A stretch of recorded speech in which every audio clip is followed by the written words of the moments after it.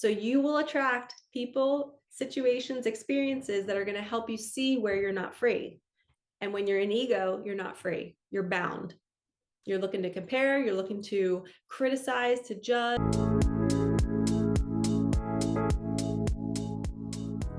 Hello, you beautiful souls. Welcome back to my channel. My name is Michelle. We talk all things life, love, spirituality, love, attraction, and all of that juicy goodness. In this video, we are going to talk about how to not live from the mind, how to know when you're caught in your ego. So we're just going to jump right in. The first sign that you are in your ego is when you're trying to do the following. You're trying to figure out something.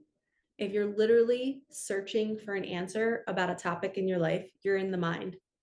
Okay? The mind doesn't always come up with the solution. The intuition gives us the thought. And the intuition will speak to us when we're dissociated, when we're doing the dishes, when we're on a walk, when we're, just coming out of a meditation or a nap. It's like this quick little, we should do this. Okay, the mind searching and searching and searching for a solution. I got to figure out how to do this.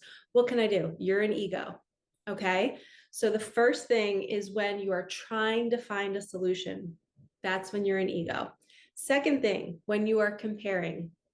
If you are comparing yourself to other people, if you're comparing anything in your reality to somebody else, you're an ego. The ego wants to be better than. The ego wants to know it's safe. The ego doesn't want to feel threatened by somebody else or anything. Okay, so when you catch yourself comparing, you're an ego. The third one, criticism. If you are criticizing your body, your hair, your eyes, your home, your car, your thoughts, your personality, maybe you think you talk too much, or you just got done with a conversation with a friend, or you're in a group chat and you say something and then you overthink it afterwards, you're an ego. Okay, so a lot of you guys might be thinking like, oh my gosh, I'm an ego all the time. We are, and it's okay. But the more we become aware of it, the more we can just observe it. It's always going to be there. But are you going to be quick to see it? Next one is judgment. If you are judging other people, if your first thought is, I can't believe they did this, or I can't believe they're wearing that, or I can't believe they said this, you're an ego. The soul, which is the ultimate goal of this video, is to help you guys fall back into your soul. The soul is pure presence. You're just floating through life going, this is so fun. Oh my God, that person's so cute. I love that they just said that. The trees are so beautiful. And it could just be a really calm energy. You don't have to be all sunshines and rainbows, but it can just be a very chill allowing.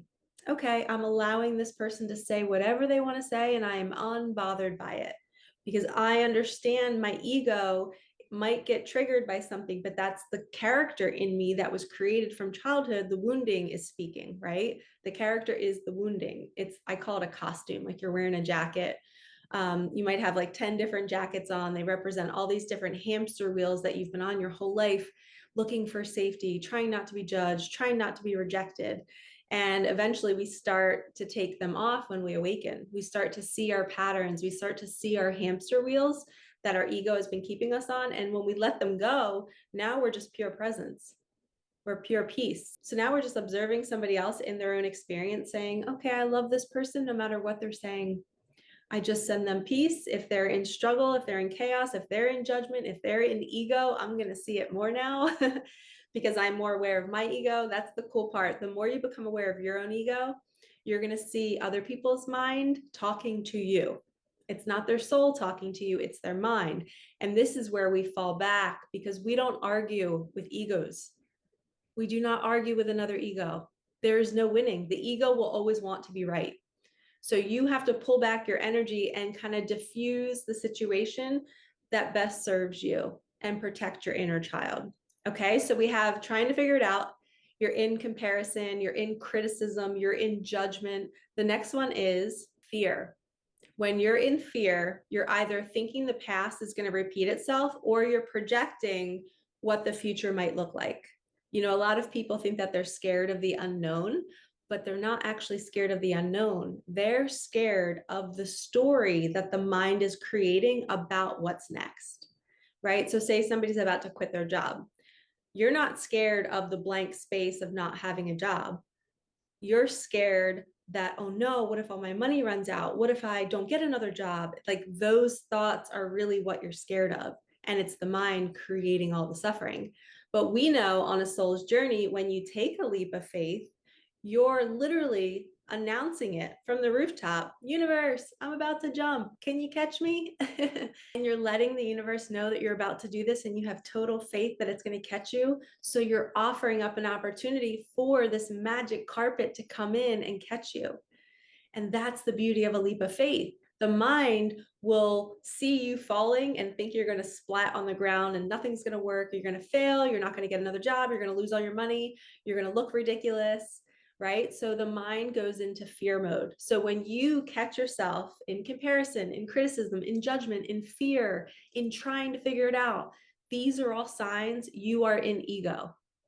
And if I can help you become the observer and say, okay, I'm about to leave my job and my mind is telling me that everybody's going to judge me, everybody's going to think I'm crazy. Let me just observe that thought and say, okay, that's natural to think that because the mind is trying to protect me.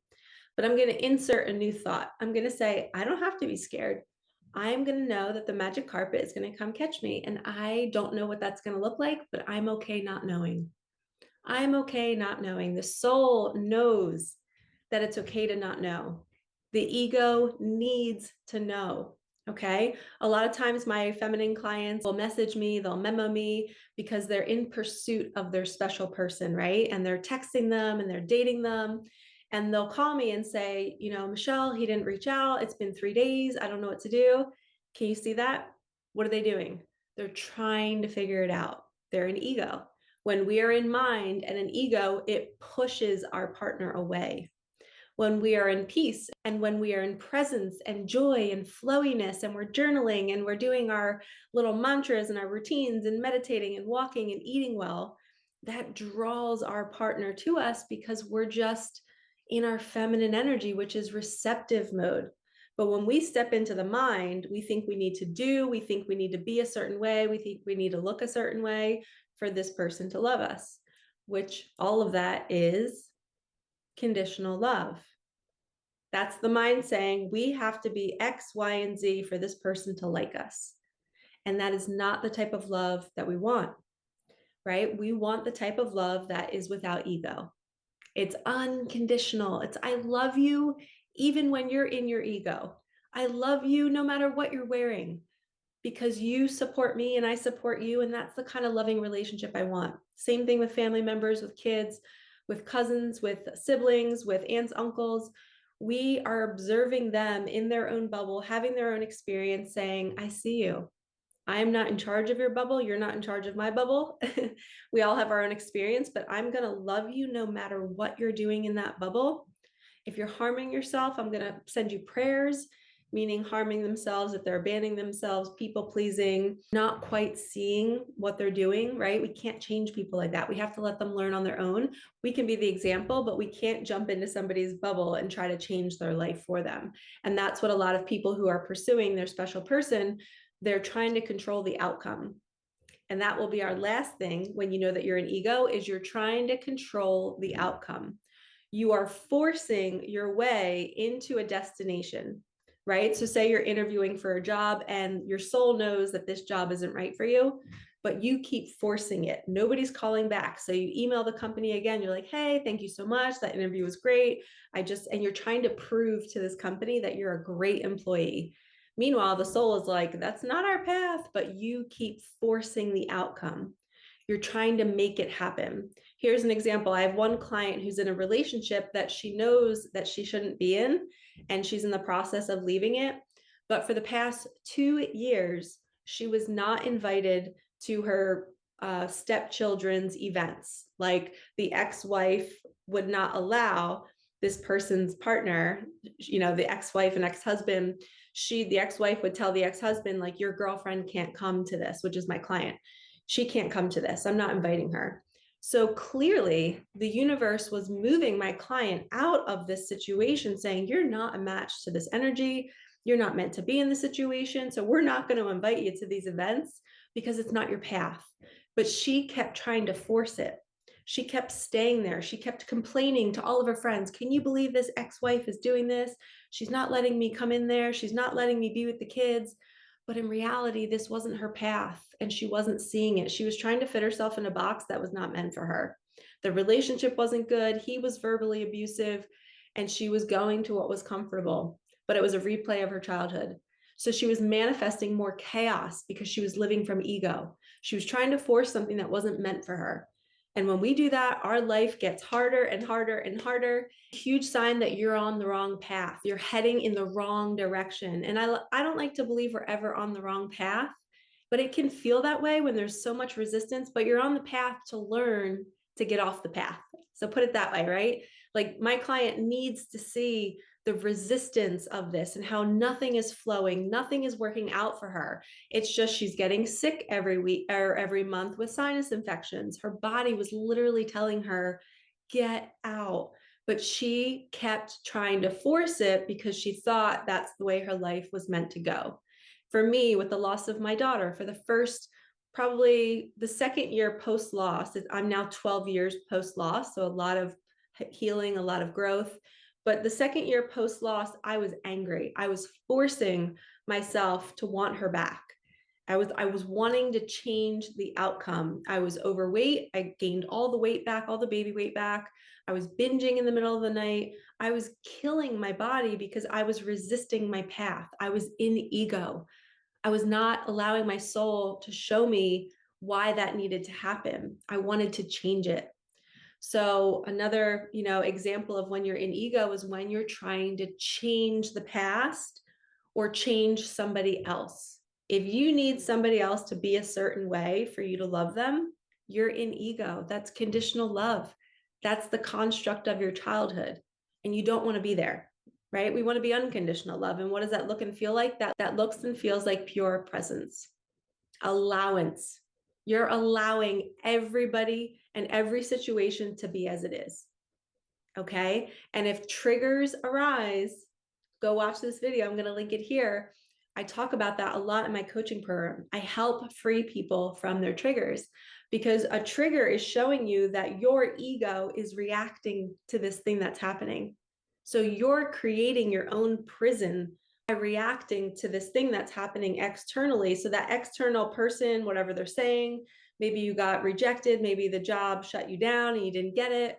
Maybe you were late to something. Life is presenting you with a circumstance that's triggering you. That is you creating the trigger. You have a choice. You can respond differently. You can say, okay, I'm just going to allow this to happen. This person is saying this. I'm just going to remove myself from that situation, not let my inner child experience it. Or maybe I'm going to come up and stand in my truth and say, you can't talk to me that way. And you're just solid, calm, grounded. You're not acting from that costume of wounding.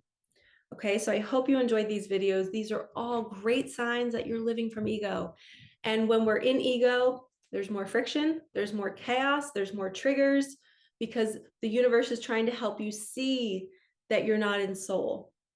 So you will attract people, situations, experiences that are going to help you see where you're not free. And when you're in ego, you're not free. You're bound. You're looking to compare, you're looking to criticize, to judge, you're in fear. And the soul journey is to observe all of that and see that it's natural and it's normal and it's the mind creating these stories just to protect us. And we can say, thank you, mind. I'm going to put you on the shelf for now. I'm just going to observe you. You can have your tantrum over there. And I'm going to sit back and trust that everything's meant to be. And if I want to learn more about triggers and I want to learn how to really move away from the ego, then I'm going to book a session with Michelle or a mentor or a healer to help me train my mind to get better at this. It takes practice and you need somebody helping you see more of your ego. It's hard to do it on your own, you guys.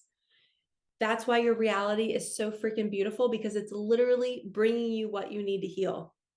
When you start working with me, all we do, all right, what happened in the last 7 days? That's the start of every one of my calls. And your job is just to track it. Oh, this person drove me nuts. This thing happened. My car broke down. I got this sign. What does it mean, Michelle? And then we just talk about it. And it is so wonderful. Every call, a client is having a breakthrough saying, oh my gosh, I don't have to attract this anymore. All right, lovies. So I hope you enjoyed this. Let's get out of ego and into soul. We're going to live so much more free and effortless and happy and joyful. And another thing, once you let go of the ego, that's when joy can come out. Your joy can finally be accessed because you're not in fear.